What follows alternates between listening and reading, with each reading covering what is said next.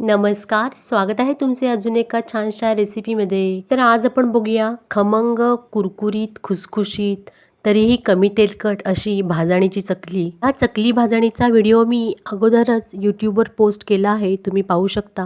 प्रथम आपण चकलीसाठी लागणारे साहित्य पाहूया. 1 किलो भाजणीसाठी मी इथे पाऊण वाटी तेल घेतले आहे. 4 ते 5 टीस्पून काश्मीरी मिरची पावडर घेतली आहे. अर्धी वाटी गावरान पांढरे तीळ घेतले आहेत. आणखीन 2 टीस्पून ओवा घेतला आहे. 4 लसणीचे कांदे घेतले आहेत आणि चवीनुसार 2 टीस्पून मीठसुद्धा घेतले आहे. लसूण सोलून 15 ते 20 पाकळ्या मिक्सरला बारीक करून त्याची पेस्ट करायची आहे. आणि नंतर ही पेस्ट गाळणीने गाळून त्याचे फक्त पाणी घ्यायचे आहे आणि चोथा बाजूला ठेवायचा आहे, किंवा हा चोथा तुम्ही आमटी भाजीतसुद्धा वापरू शकता. रेसिपीमध्ये खूप टिप आणि ट्रिक्स सांगितल्या आहेत, त्यामुळे रेसिपी स्किप न करता संपूर्ण पहा. आणि अजून जर का चॅनलला सबस्क्राईब केलं नसेल तर सबस्क्राईब पण नक्की करा. हे पहा, मी इथे 1 किलो भाजणीचे पीठ भिजवलेसुद्धा आहे, पण त्याचा व्हिडिओ घ्यायचा राहून गेला.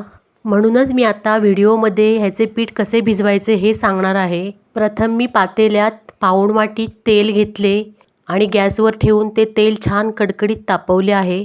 तेल तापल्यानंतर त्यामध्ये 1 ते 1.5 लिटर पाणी घ्यायचे आहे. हे पाणी तापलेल्या तेलामध्ये अलगद ओतायचे आहे आणि पातेल्यावर झाकण ठेवायचे आहे. म्हणजेच काय, तेलाला पाण्याची फोडणी द्यायची आहे. आता ह्या पाण्याला छान उकळी येऊ द्यायची आहे. मग त्यामध्ये मिक्सरला केलेले लसणीचे पाणी घालायचे आहे. हे पाणी छान गाळणीने गाळूनच घालायचे आहे. नंतर त्या पाण्यामध्ये ओवा, तीळ आणि मीठ आणि जी मिरची पावडर आपण घेतली होती ती सुद्धा घालायची आहे. हे मिश्रण छान 2 मिनटं उकळल्यानंतर गॅस बंद करायचा आहे आणि त्यामध्ये 1 किलो भाजणीचे पीठ घालायचे आहे. आणि तुम्ही पाहू शकता, हे असे दिसते भाजणीचे पीठ भिजवलेले. आता या पिठावर झाकण ठेवून 1 तासभर तरी मुरण्यासाठी ठेवायचे आहे. 1 तासानंतर एका परातीमध्ये हे पीठ काढायचे आहे आणि थोडी थोडी पाणी घालून असा हा छान मऊसूत गोळा मळून घ्यायचा आहे. गोळा जास्त पातळ पण मळायचं नाही आणि घट्टसुद्धा मळायचं नाही. जर तुम्ही गोळा घट्ट मळलात, चकली सोऱ्यातून गाळताना तुटू शकतात, आणि जर का पातळ मळलात तर चकलीवर काटे छान येत नाहीत. म्हणूनच पीठ मळताना छान असे हाताला चिकट लागेपर्यंत मळायचे आहे. जसे मी व्हिडिओत दाखवले आहे त्याप्रमाणे छान असे मळून घ्यायचे आहे पीठ. जेवढे तुम्ही पीठ छान मळाल तेवढी तुमची चकली छान काटेदार आणि खुसखुशीत होतील. 1 किलो पिठासाठी अर्धा ते पाऊण वाटी तेलाचे मोहन हे प्रमाण अगदी बरोबर आहे. तेल जर का जास्त झाले तर चकली जास्त तेल पितात आणि तेलातच तुटतात, आणि कमी झाली तर चकली कडक होतात.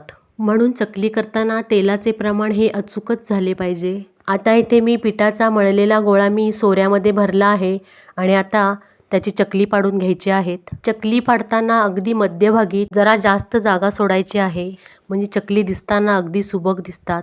तुम्ही पाहू शकता चकली किती सुंदर दिसत आहेत. आता आपण चकली तळायला घेऊ. आधी थोडं तेल तापले काय पाहूया. चकली तळताना ही एकदम हाय फ्लेमवर सुरुवातीला तळायची आहेत. चकली तेलात सोडली की सुरुवातीला जास्त असे बुडबुडे येतात. नंतर ते बुडबुडे थोडे कमी झाले की गॅस थोडा कमी करायचा आहे आणि मग बारीक गॅसवर चकली छान अशी तळून घ्यायची आहेत. हे पहा, चकली इथे मी तेलामध्ये तळण्यासाठी सोडली आहेत आणि आता सुरुवातीला जास्त फेस येत आहे, पाहू शकता तुम्ही. पण असा फेस येत असताना लगेचच झारा लावायचा नाही, नाहीतर चकली तेलातच विरघळून जातील.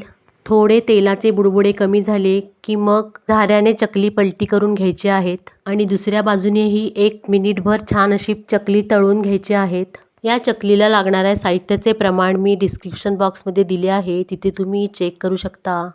हे पहा, 2 ते 3 मिनिटाने चकली छान आता तळली गेली आहे, तुम्ही पाहू शकता. चकली तळताना छान अशी उलट पुलट करून तळायची आहेत, म्हणजे चकली सगळ्या बाजूने छान अशी तळली जातात आणि सर्व चकल्यांना एकसारखा असा रंग येतो. चकली तळल्यानंतर तळाला जाऊन बसतात आणि त्यावरील बुडबुडे पण कमी होतात, म्हणजे समजायचे की चकली तळली गेली आहेत. मग लगेच चकली काढून घ्यायची आहेत. चकली काढताना तेल छान असे निथळून घ्यायचे आहेत. तुम्ही पाहू शकता चकलीला किती सुंदर काटा आला आहे आणि कलर सुद्धा एकदम मस्त आला आहे, तुम्ही पाहू शकता. आता इथे चकलीची आणखीन एक बॅच मी तळून घेत आहे. मी सांगितलेल्या प्रमाणात चकली तुम्ही नक्की करून पहा आणि पीठ भिजवण्याची पद्धत तुम्हाला कशी वाटली ते मला कमेंटमध्ये नक्की सांगा. चकलीमध्ये लसणीचे पाणी घातल्यामुळे चकलीला लसणीचा फ्लेवर येतो आणि चकली अगदी खमंग होतात. काही ठिकाणी चकलीच्या पिठामध्ये लसूण घालत नाहीत, पण अशी चकली तुम्ही नक्की करून पहा, तुम्हाला नक्कीच आवडतील. ही पहा चकली किती सुंदर दिसत आहेत, अगदी काटेदार, आणि ही चकली खाण्यासाठी सुद्धा अगदी इतकी सुंदर आणि कुरकुरीत लागतात. माझ्या रेसिपी आवडत असतील तर रेसिपीला एक लाईक नक्की करा आणि चॅनलवर नवीन असाल तर चॅनलला सबस्क्राईबसुद्धा करा आणि बाजूला दिलेल्या बेल आयकॉनवर क्लिक करा, म्हणजे येणाऱ्या व्हिडिओची नोटिफिकेशन तुम्हाला सगळ्यात अगोदर मिळेल. ही चकलीची रेसिपी तुम्ही तुमच्या नातेवाईकांमध्ये नक्की शेअर करा, त्यांनासुद्धा नक्की आवडेल. हे पहा, तुम्हाला चकली एक मी तोडून सुद्धा दाखवते आहे, किती खुसखुशीत झाली आहेत. तुम्ही पहा आणि आतून पोकळसुद्धा झाली आहे. रेसिपी पाहिल्याबद्दल सगळ्यांचे खूप खूप धन्यवाद. आता भेटू पुढील रेसिपीमध्ये. तोपर्यंत नमस्कार.